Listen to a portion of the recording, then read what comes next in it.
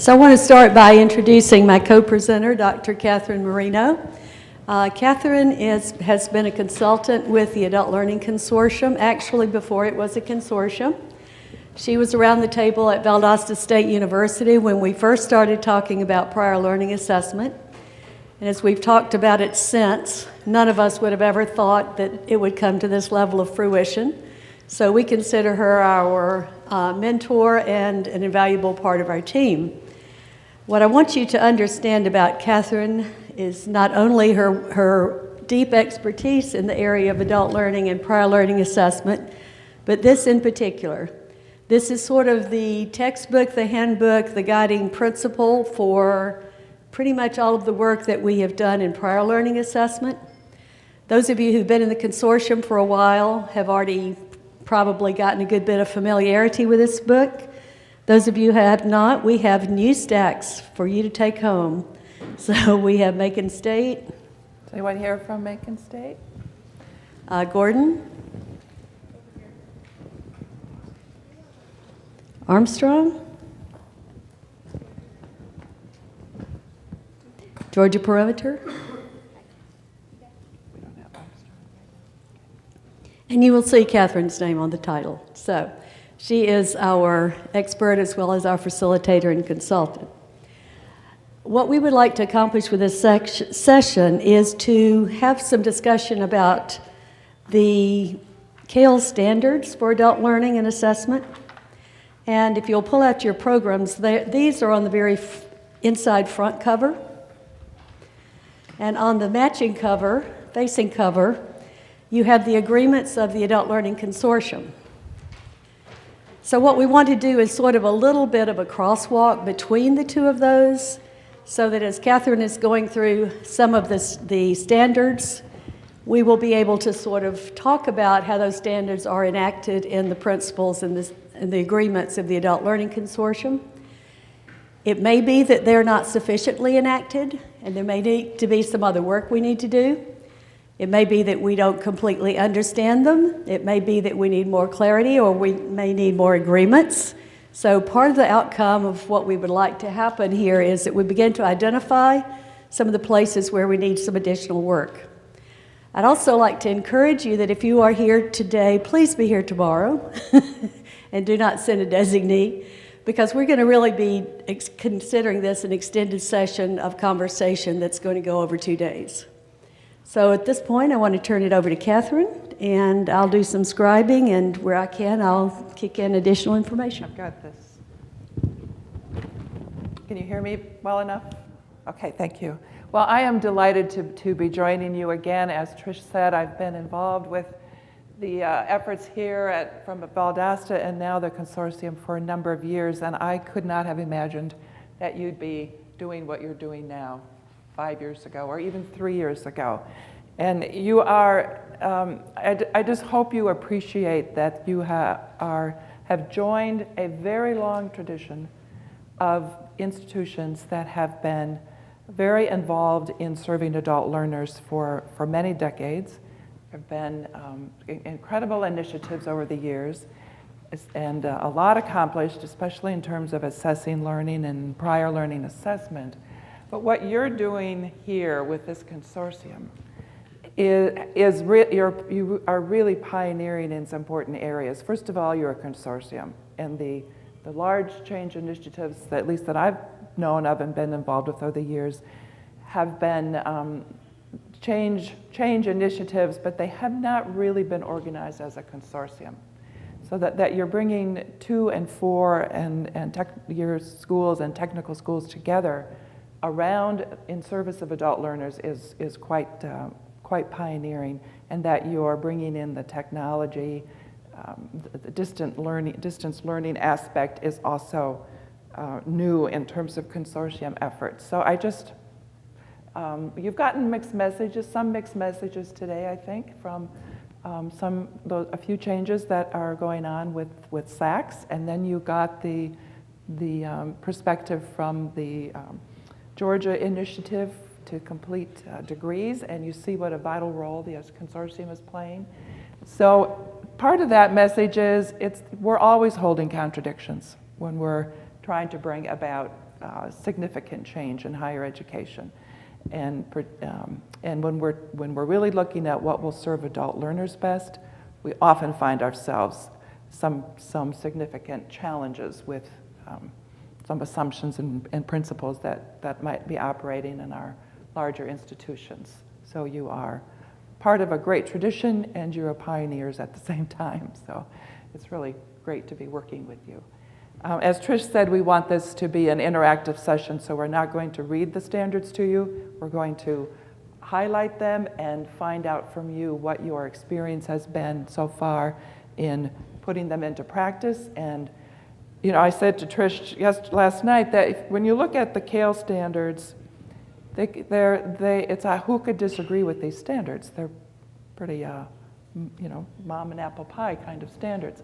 When you start to look at unpacking them and what are the implications and what really what kind of practices stand behind them, then is when we start to run into some challenges and sometimes contradictions in our own institutions as well as the larger forces. So that's what we want to get a sense of with you today. What are you encountering? What are strategies that you've found to help overcome some of those challenges? And what does it really take to put these into practice? And as Trish said, how do they align with the Adult Learning Consortium principles as well? So there's not a perfect overlap, and that wasn't intended to be one, but the Adult Learning Consortium principles and agreements have been informed by the CAEL standards. So one thing I want just to mention about this book, this is the second edition of Assessing Learning. Urban Whitaker was the original author in the 1980s. And a few changes that we made to the second edition, there are a number of changes, but two that I wanted to highlight. One is that we wanted to make sure that we were really talking about assessing learning, not just prior learning, although these are certainly standards that have informed prior learning assessment. They're really meant to be standards and principles that can apply to assessing learning in any of our settings. And the second is that we wanted to, related to that then, it was to elevate more about learning itself, putting that in the center, and then look at instruction, delivery, assessment, practices. But it's learning and then assessing demonstrations of learning that's at the core. And I've been working in this area for, I was going to say for several decades. You know, it's 41 years that I've been working in this kind of arena.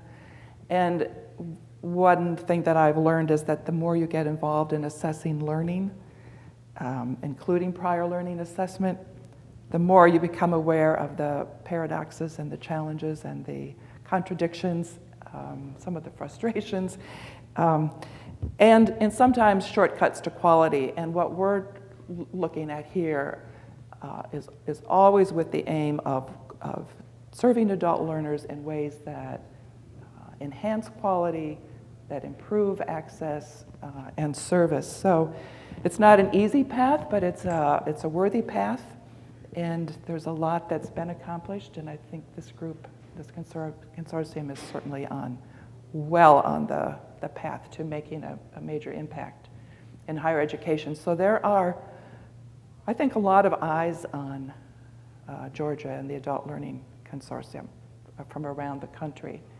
I think you're an inspiration to other places and probably an aspiration as well. So let's find out where you are. Are there any questions, observations anybody wants to make before we kind of start looking at the standards? I have maybe we should wait until we get the standards. Mm-hmm. The whole 10 standards for assessment of learning. I've been confused about that from the beginning. You clarified that for me just a little bit just a minute ago, because I mean, I read them as standards for PLA, but also the general use for assessment is just such a campus-wide impact, and we need campus-wide Right. effort to implement such a thing. And I have a hard time saying that, yeah, we agree to do all of these and we do this in all of our courses all the way across campus. We might be the only ones, but I doubt it, that we don't necessarily do that across campus. Right. So I need that clarified for me a little bit. If that makes sense. Well, I mean, these are standards. We think that CAEL, who believes that these standards are applicable whether you're talking about prior learning assessment or our on-campus delivery of courses or distance. They're difficult to enact on an institution-wide basis. So I think that's why to me, that's why the Adult Learning Consortium is so important, because you've got to have places to start in your institution where you can really understand and develop the practices, model the practices, work your way, how you're going to influence. Do we ever achieve full institution embodiment? I don't know, unless you're an institution that's your primary purpose. I don't happen to work in a place like that. It's just that our adult learning committees are not the primary driver of instruction on campus. And so Right. how can we say that we do this in all our courses? I don't know, part of it, of your question, David, goes to what the consortium has agreed to. But I should have mentioned this in the introduction. The consortium took care of it by bullet number 2 on your page, which just says, oh, well, we're adopting the CAEL Standards. And certainly when we agreed to that, we knew it was a good thing to do, but we had no idea of the implications in practice and putting it in. For me, trying to follow a standard has many layers, and we're not saying we're perfect and that we're doing it all, but to me it's somewhat directional, and I think the standards would apply whether it's PLA or other things across your institution is something to aspire to. But no, I don't think we're going to be hitting it right on the mark right off the bat, nor do I think we're going to do it across institution-wide. Having said that, though, I think we've had a lot of conversation about institutional culture and a culture that's friendly to adults. So even though it's not campus-wide now, our goal is to get to that tipping point where you have more advocates than you have opponents, if you would.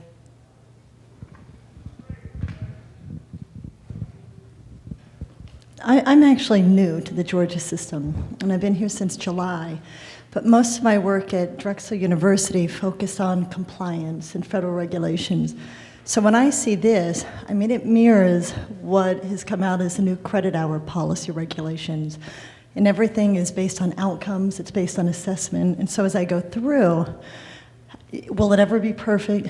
Probably not. And you run into those same things with the policies that are out there. But I think what's in here provides a wonderful set of guidelines and things that should be considered. I don't think it'll ever be perfect, but if it's put in place, I mean, when you're looking at your credit hours and alternative instructional assessment and everything else, almost everything is here. So the PLA is a point of entry where the assessment part should really go across absolutely everything. I know at Armstrong, since I'm in charge of online and blended learning, all of our training integrates absolutely everything with the new credit hour policy, assessment with outcomes. You can't develop courses unless you have stated objectives in there that align with the outcomes. I'm not stating it, but the faculty are developing these to help us guide us just more seamlessly towards best practices. Yeah, thank you. That said it very well. I mean, the standards are targets, and they give us a common language. And we know that change in higher education has ebbs and flows, and there are forces that are going to support the changes you're trying to make, and there are some that are going to be against it. And as Trish said, I don't think the goal, I mean, it would be ideal, it would be an ideal world if we could, in our lifetimes, truly change the face of higher education. But having a consortium effort is one of the major breakthroughs that I've seen in many, many years. So you do it with you start it with your peers that you have within your institution and with your sister institutions, and we have to take the long view. One of the questions that I'm working through right now is our business department is AACSB. So we spent the morning talking about SACs and those type things. Well, I kind of got it. Most schools we deal with are SACs accredited because we're a state-funded school, all that stuff. But AACSB carries a different accreditation. So how do we, how is CAEL viewed and those principles out with the other outside accrediting bodies? Because when I talk to the faculty in the business department, if I'm adjunct, I have to actually be an adjunct that meets AACSB requirements, not just I'm an adjunct faculty. And so we get into that paradigm where I think that's a big market to use experiential learning with AFLAC, TSIS, Synovus, their human resource departments, all this other stuff in Columbus. I don't know how to translate CAEL principles back to them to see if that body in AACSB and other accrediting bodies can help me. You see what I'm saying? Because until then, my business department will never be on board with this. Okay. So that's a question that has touches on several of this CAEL standards. So if we can hold that out there, and then just start talking about looking at the standards themselves and see how they might help answer that question and others that you have. The first one is that credit or its equivalent should be awarded only for learning and not for experience. Are you running into, is that like understood, accepted in the venues where you are? Okay, so we're not running into major challenges with that premise, that assumption? We got a little bit of pushback from some people in the community when we first announced that we got a little bit of pushback from some people in the community when we first announced that we were joining the consortium and what the focus was, and I've just been talking about that. It's not just that you showed up somewhere, but that you have to actually document what you're doing, and that kind of went away. But I think pretty much on campus, I think we're pretty good. Yeah. This is one that it's credits awarded for, not for experience, which is basically the input, whether it's somebody's informal learning, they've done certification, anything outside of the university. The credit is for the learning that's been documented and demonstrated. It took 20-some years for this concept to really be understood. So I'm sure we'll make faster progress on the other standards. But so just to be able to say that yes, this concept is understood and accepted is really quite important. So the second one is related to. I'm sorry. What is your name? Mark? Yeah, okay. So somewhat related to Mark's question, that assessment should be based on standards and criteria for the level of acceptable learning that's agreed upon and made public. This standard is really packed. We're talking about level of learning, associate level, bachelor's level, graduate level, professional level. What's the context for the learning? Who deliberates on that question? Who answers it? Who supports it? Who upholds it? So the question about AACSB, my understanding of that accrediting certification association is they don't prohibit demonstration of prior learning. I don't think there's anything in their guidelines that prohibits it. It has to do with local interpretation or kind of what Mary Ellen said, system won't let us do it, or SACS won't let us do it, or AACSB won't let us do it. They will. They will. It's coming to terms with what are the outcomes and how are those being assessed, and then how to provide that rationale to AACSB. Yeah, sure.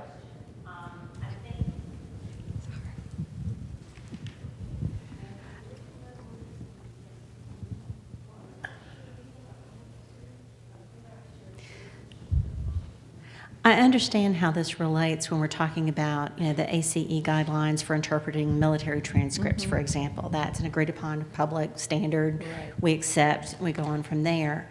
Clep, the testing, that kind of thing, no problem. When it comes down to, we're just starting to get students coming in wanting to present a portfolio.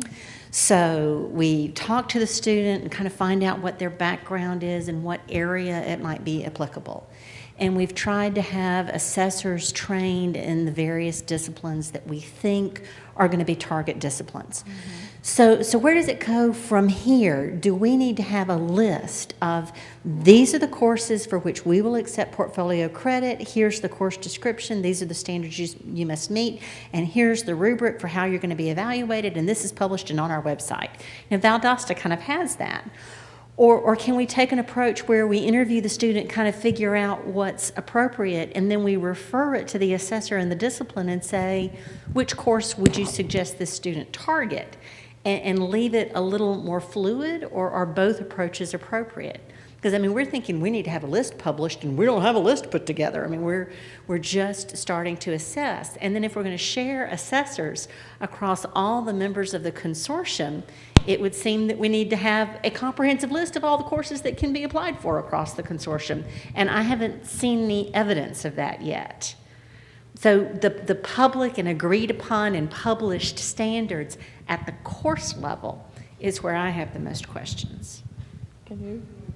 No, go ahead. Yeah. We talked a lot about faculty assessor network, and you're right, it hasn't been completely fleshed out to the degree we need it to be.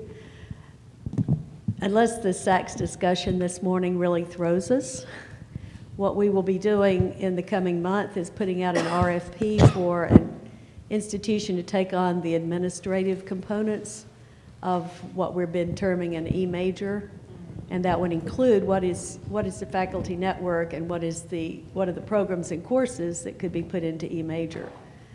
So we're working in that direction, but you're absolutely right. Right now, we do not have that consortium-wide. If you wanted to do it at Gainesville, that would be awesome. When I was last involved with, last June, there was discussion about having a shared PLA, online PLA orientation course. Is that available? We do have that. So, and I don't know if that's what you were referring to or not, but okay. Not that. The portfolio that they create to be assessed, what's the next level there? But we do kind of have fairly universal standards about learning outcomes for courses, and those learning outcomes can be used as the common measure, right? I think what to this point, and this is one of our agreements, we've talked about faculty assessor training. And I think that training has been played out sort of specific to portfolio assessment and perhaps challenge exams. So I guess what we're pushing the question here is whether a faculty member who hasn't had that kind of training, how do they get it? Do they need it? Except the second point is just about standards, not about training. So I'm just making the point that there are some common standards.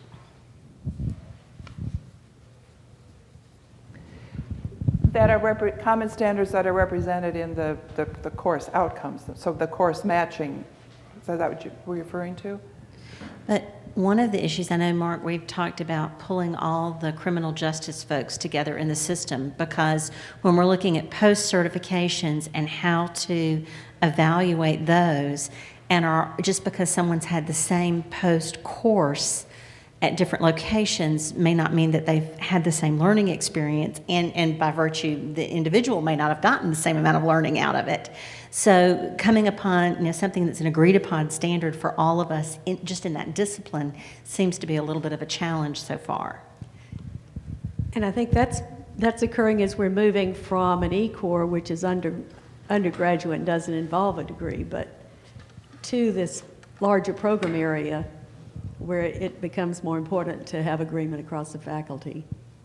So can we put that down somewhere as things we need to address? Yeah. So it's faculty assessor training and network is one thing, but this has to do with the Program content standards, what would you guys call it? specialized. I think that you're right. I think if we're going to do network, I mean, at CSU standard for learning outcomes for, say, intro to criminal justice could be different than Gainesville State. But yet, at the end of the day, there has to be agreed upon between the two or all that there is that one common learning outcome, because I think that's the only way you're going to get buy-in from across the board, because if you assess, if I'm at Columbus State and I assess your class over there, you want that student assessed to be the same outcomes as I established, not what I assume is right standards. And I don't know I don't know how you're going to overcome that other than bring us together by discipline and tackle it by discipline. I mean, I don't know. Let me, so are you talking about areas that are out beyond what courses? You're talking about? No, we're talking about a common standard. Am I getting it right? I'm not concerned about the consistency of the learning objectives across the similar courses in the USG, because our RACs deal with that. Yeah. It's whether Columbus State decides to give credit for a criminal justice course based on someone's post courses without submitting a portfolio, that you say there's an equivalency. Well, you may know the program in Columbus so well that you can say it's equivalent, but my folks taking it in Athens or Forsyth may not be getting the same content that's at your post. So if we just say it's equivalent, it may not be equivalent everywhere in the state. That's where I think we need coordination. So just the terminology for me, post courses means courses that are offered at different sites? In law enforcement, the law enforcement training post where they go through programs. Okay. So we're talking about specialized fields. And so the learning, the consortium learning agreement that says we'll accept transfer credit from one institution to the other, is this pressing on an issue? I think that is. I think that's exactly the issue where we are. We have to be able to agree or believe that Columbus State assessing something in terms of that particular certification is going to be the equivalent of your assessing something, the post-training, in order for that transfer agreement to really work. And actually, post has been one of the stickiest issues that seems to have come up. So this is one that's difficult to enact, or an agreement that has challenges in terms of enforcing it. While we're on this subject, I'll remind everybody about something that came up at our last quarterly meeting about the need to make sure that Clep outcomes actually match the course outcomes at your institution. So before you say that this Clep test suffices for this course, it should match your learning outcomes, because you are saying these are our learning outcomes and we're giving you credit for it. So that's something we have not done course by course yet, and I'm sure we're not the only ones, but that's something that we have to address when we're talking about these learning outcomes here.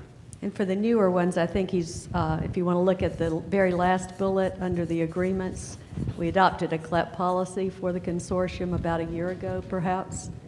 And that's part of the reason we're having such a strong emphasis at this conference from ACE to talk about exactly what's involved in a nationally standardized test.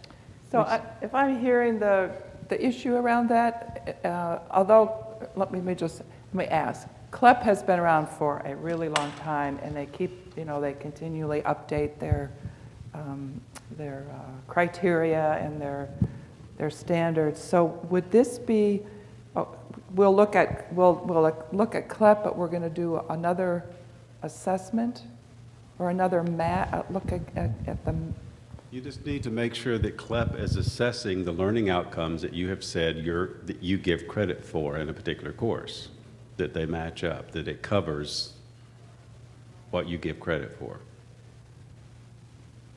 Am I not saying that? Yeah, no, you are. I'm just struck by the implications. Yeah, yeah.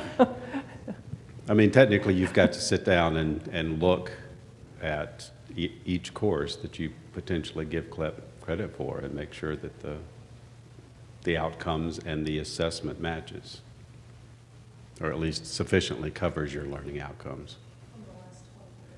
From the last 20 years. And so I've done 19 years now, but tomorrow I'll have all 20 years. Tomorrow I have 20. And is that because there's the goal is to really do this in the purest way possible? I mean, why not accept a standardized Clep? I think the issue is a question of policy. Because if you're looking at the standard as it states on the second standard, that the criteria must match at the same level, then of course, if you are giving, let's say, credit for introduction to computers, your learning objectives should match. Otherwise, you're just making an assumption that may not really be applied to the second assessment standard.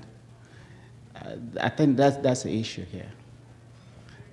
In the past, it's been generally accepted that once you take Clep, no matter what the content is, is suffice. And we are rethinking that may not be that will not meet this second standards. And the ALC agreement that is on the It's pretty in blanket operation that we now will is- take yeah. the ACE recommended cut scores for the, as David's saying, the whole range of Clep tests for the last 20 years. And part of the reason for that was that we did have different cut scores at different institutions, and we certainly had a wide range of acceptance of Clep. So just would have been an attempt to really push that issue.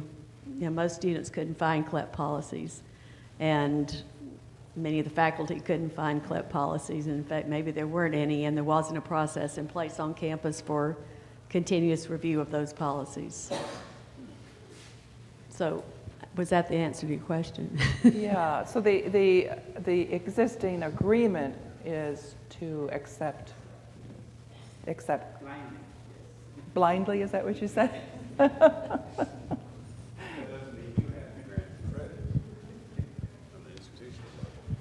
Well, and again, this is, for those of you who are new institutions, that was part of your agreement for signing on. I believe cohort 2 and 3, that was part of the agreement signed by your presidents, vice presidents, and VPSAs.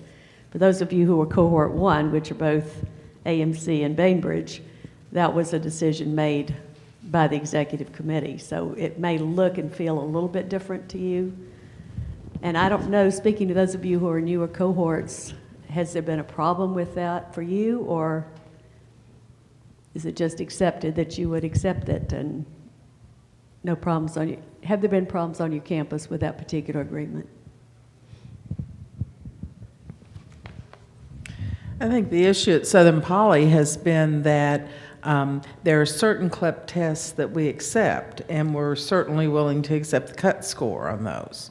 But those Clep tests are the ones, and that's what someone else was referring to, that match to the learning outcomes of particular courses. There are other Clep tests that we don't have an equivalent course on our campus and that has those learning outcomes. And so generally we do not accept those for credit.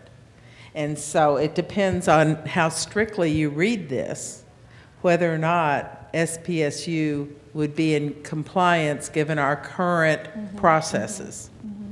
So I think you're raising a question of maybe putting some language in that particular part of the agreement referencing the context.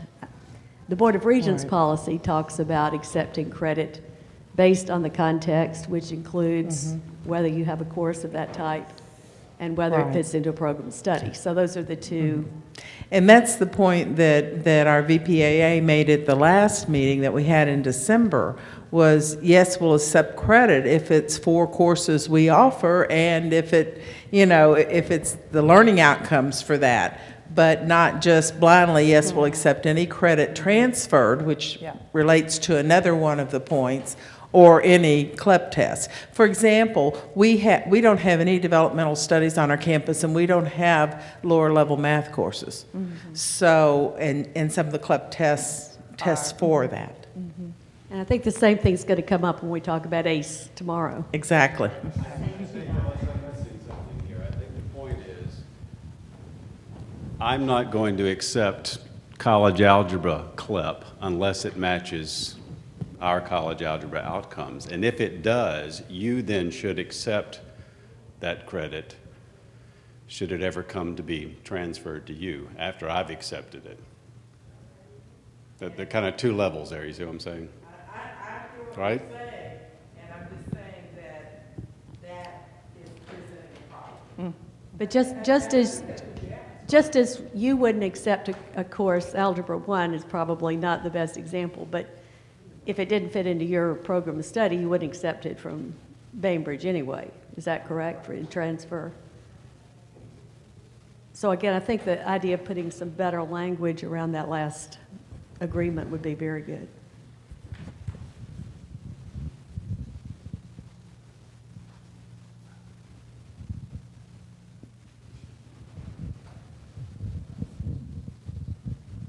So Trish, just to clarify, the current agreement my understanding, it does not dictate that a given institution must accept all Clep recommendations. I think that's the problem they're bringing up. I think Okay. that the language as Okay. it's written could imply that. Okay.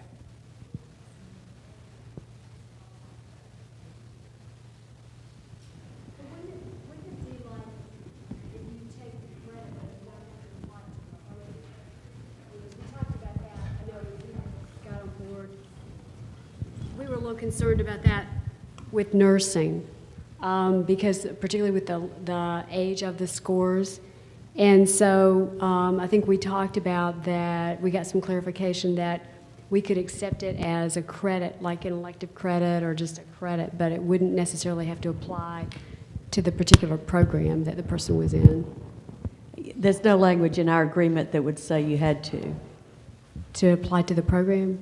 It doesn't tell you you have to apply it to a program. Right, that's what we were saying, yeah, because some of the nursing scores were, the nursing accrediting body prohibits us from taking scores over a certain number of years old. So, yeah, it was contradictory. And that goes back to a discussion about we'll take college transcript credits 20 years old, Right, but we won't take other types of credits. yeah. Okay, so that's a really key issue, yes? Okay. And we're going to be addressing it tomorrow, and then it'll be coming to the executive committee for further. So that, we've really been talking about standard number 4 and 5, that the determination of credit awards and levels must be by the appropriate subject matter and credentialing experts. And then related to that is credit or other credentialing should be appropriate to the context in which it's awarded. So you brought up the criminal justice, nursing, and then that brought us into Clep, and what is it that the Clep recommendations or how are those matching to the learning outcomes within your own programs? Question number 1. And then number 2 is, if your institution awards the credit, does your institution need to accept that if the student transfers? And right now, the agreement says yes, yes. Is that right? Mm-hmm. Okay, so we're hearing some concern about that.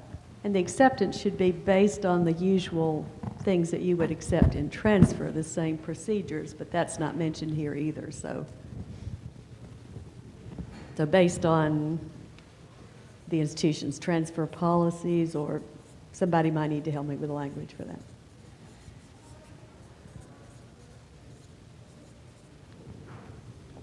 As you look at standard let's just cycle back to standard number 3 for a moment. Assessment should be treated as an integral part of learning, not separate from it, and based on an understanding of the learning process. So this morning's presentation by Mike from, is it Mike? From SACS, some of that kind of stopped me in my tracks when he started to talk about one of the changes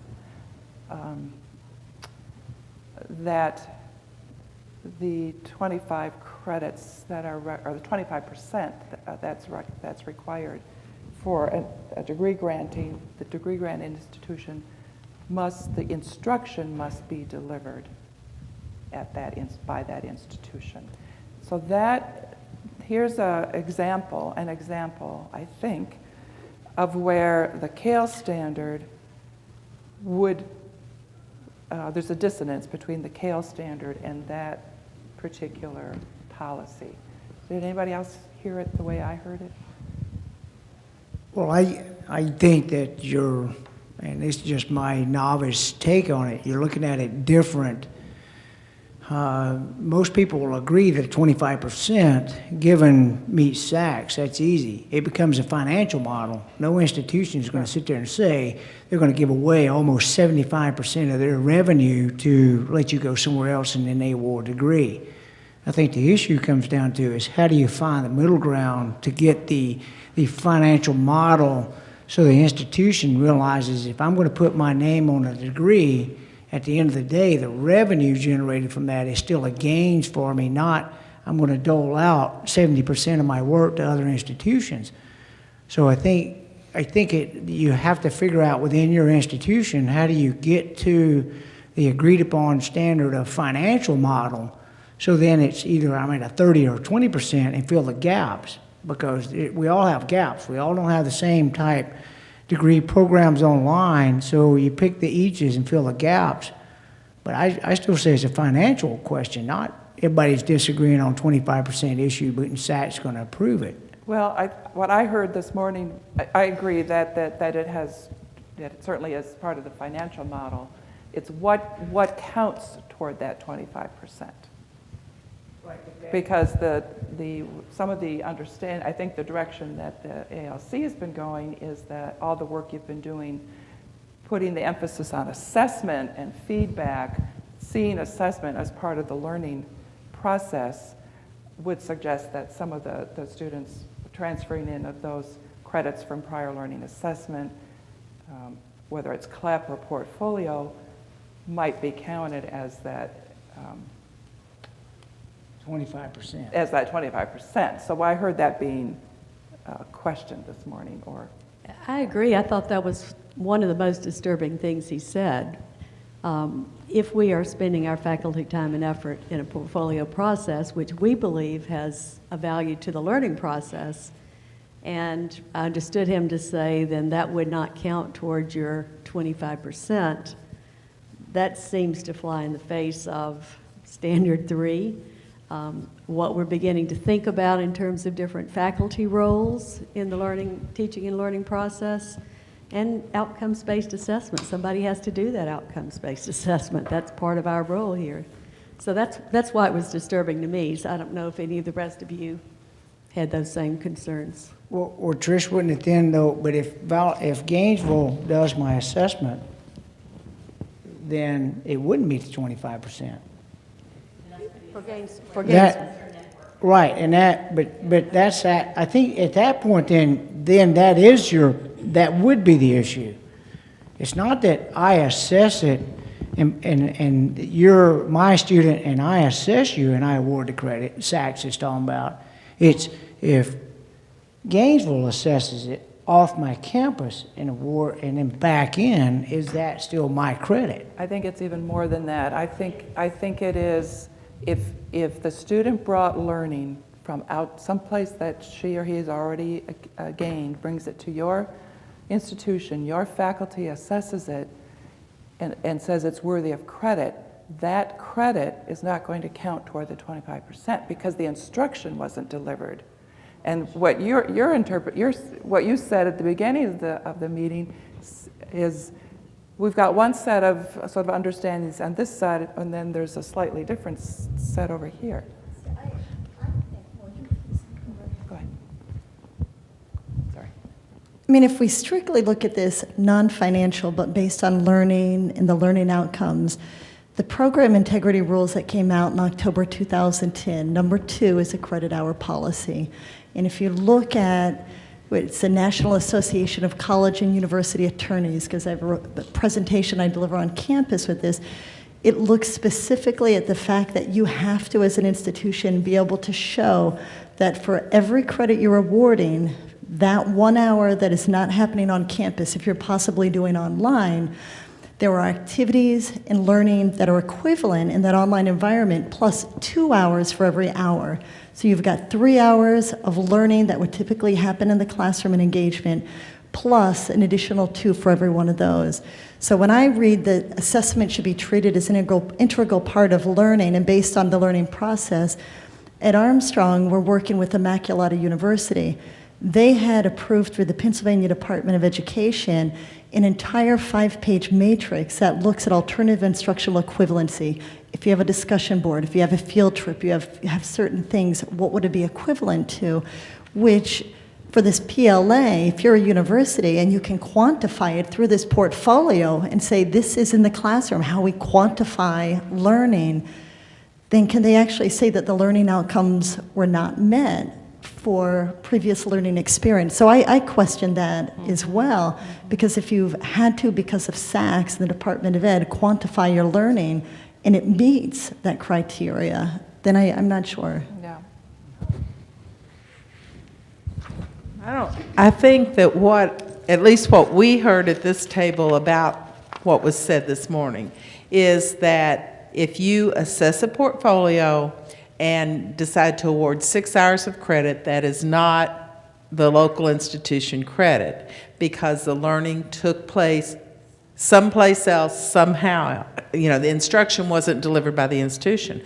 But we have the option when we're thinking about portfolios, when we're thinking about that learning process, the PLA 2000 awards 2 credits. And so that's where you get the credit for the student working through a course where instruction's delivered on campus that teaches them about portfolio assessment. So you can get 2 hours towards your 25%, but the rest of it that you're awarding for prior learning is not an institutional, you're not providing the instruction in your institution.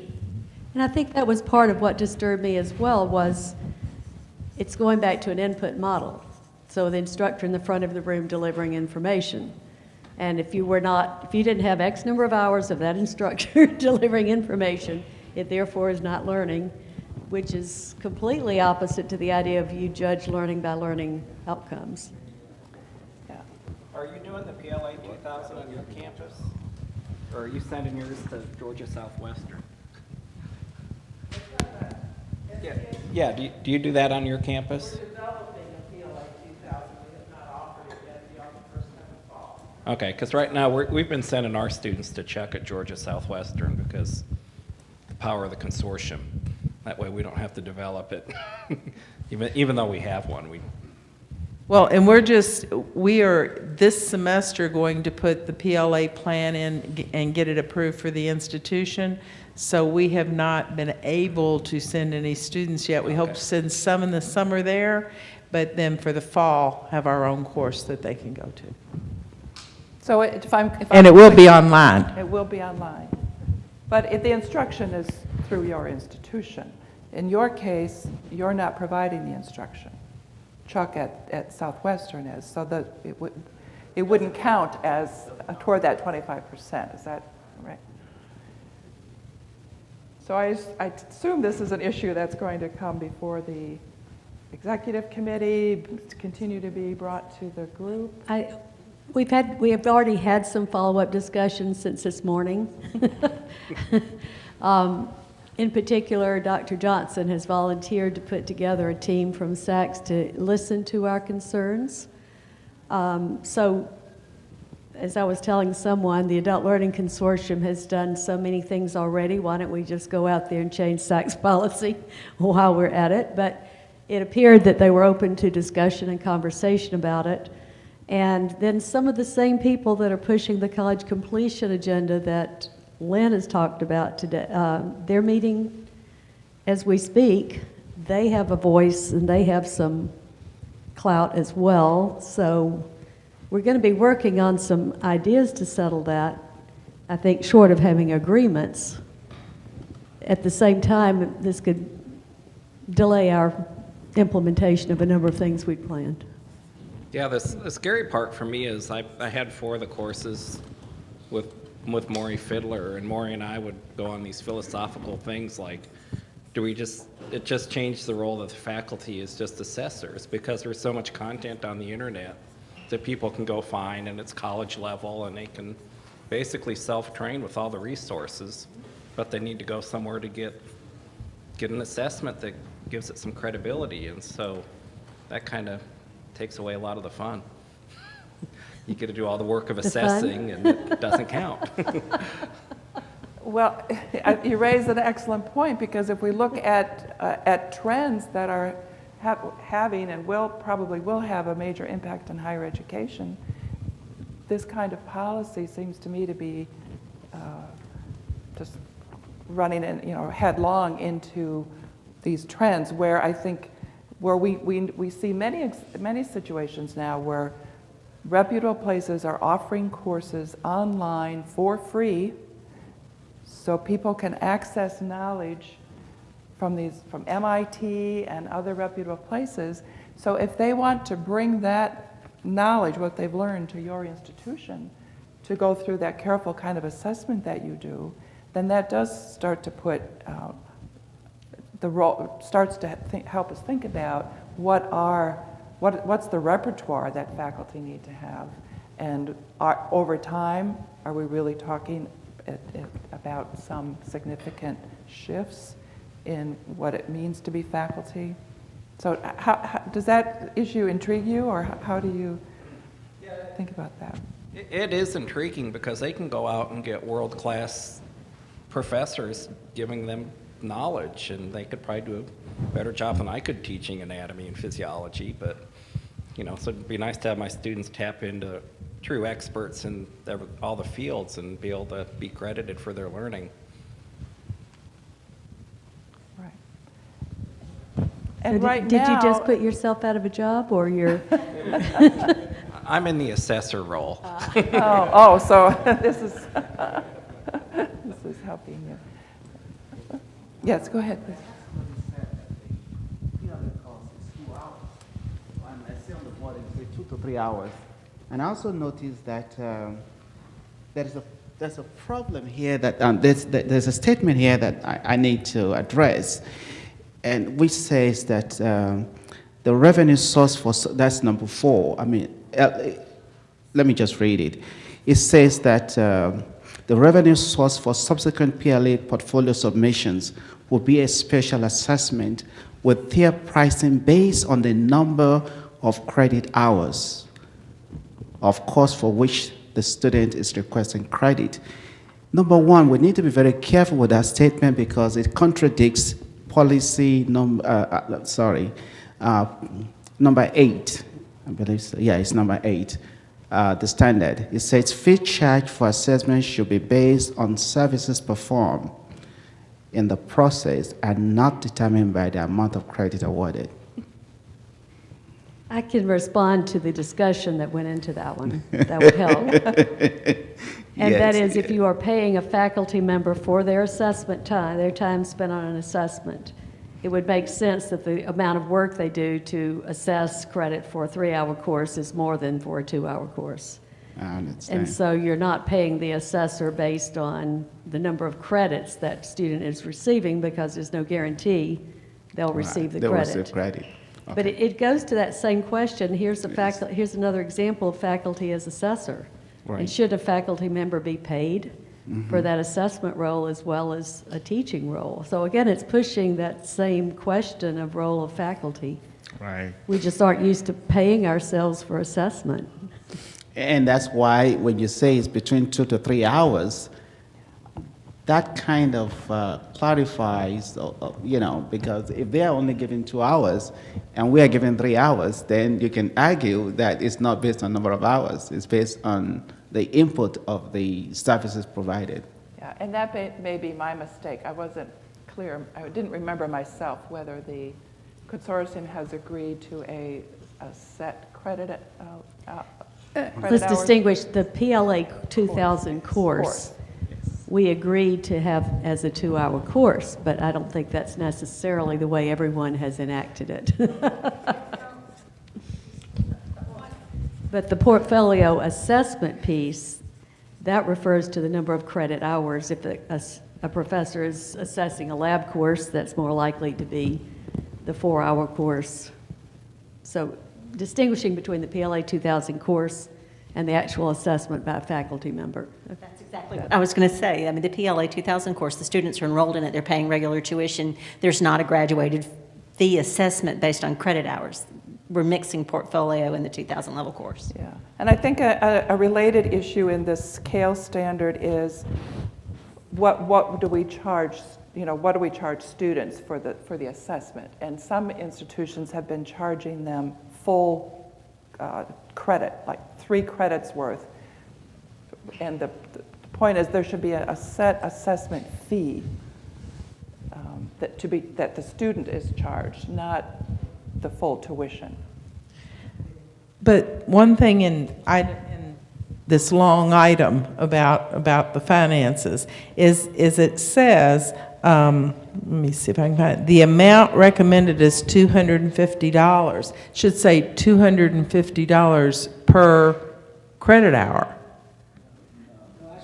No, it's per assessment, I think. Well, per assessment hour or whatever, because if you're saying that a course that it costs more to administer assessment for a 3-hour course versus a 2-hour course, then is that $250 for 1 hour, $500 for 2 hours, and $750 for 3 hours? So thank you, Donna. That was part of, the tiered assessment was part of the committee's recommendation, but I don't see it showing up in here. Right, So it doesn't. And then the other issue that we're dealing with on our campus about all this is if an adult student comes in and they want to first take the portfolio course and look at prior learning before they even start taking any of the other courses, because some of that prior learning would be in the major and they wouldn't need to take some of the major courses.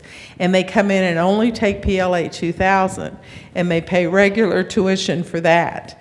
They also will be charged almost $700 in fees for that 2-hour course on our campus.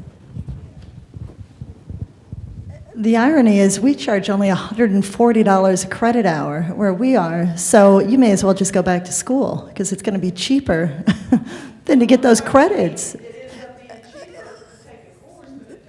To get the PLA. So the cost is more inhibitive than anything else. So I didn't understand. Explain that again. In addition to the tuition that they would be charged includes over $700 in fees, even if that's the only course they take. Okay. So if $40 a credit hour, we would have a course that would be less than $500. They would have to pay $700 to $800 to actually receive the credit for the work that they'd already done. So it'd be in their best interest just to take the courses. If they were taking just the one course?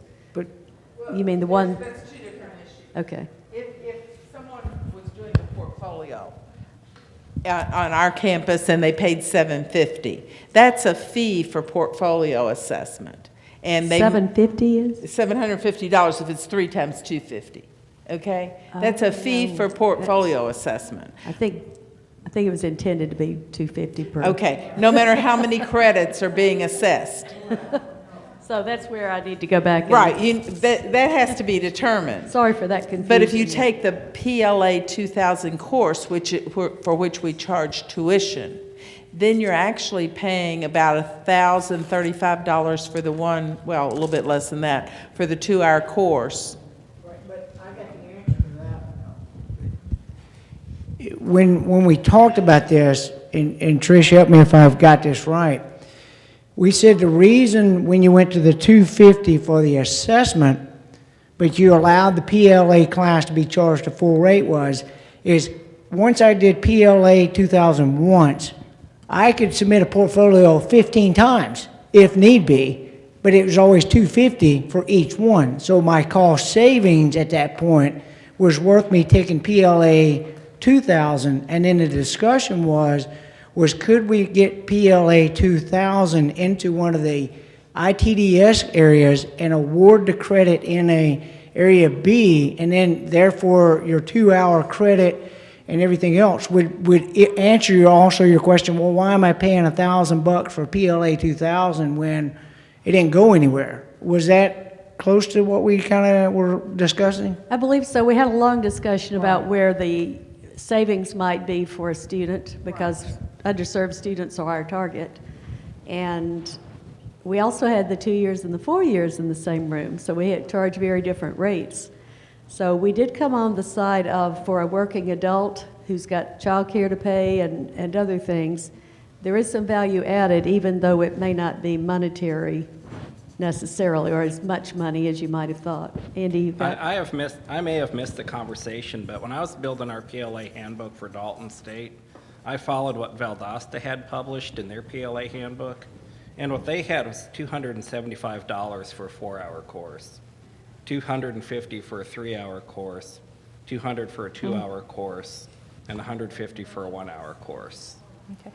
So that's On a scale, but not by credit hour. Yeah, so that's, unless something's changed, I think that's what the idea is that Thank you. that's what we're supposed to be Yes. charging. Thank you. Okay. It is just a little after 4:30, so we are past our time for this session. We can pick up this tomorrow. I think it's at 1:15 that we start tomorrow. We have 1 more hour. There are other standards to talk through. Clearly, there's more experience in the room to share. It would be helpful if on the little index cards that I distributed, if you have a burning question or issue that you want to make sure we address tomorrow in conversation, would you please give that to us so we can make sure we address that tomorrow?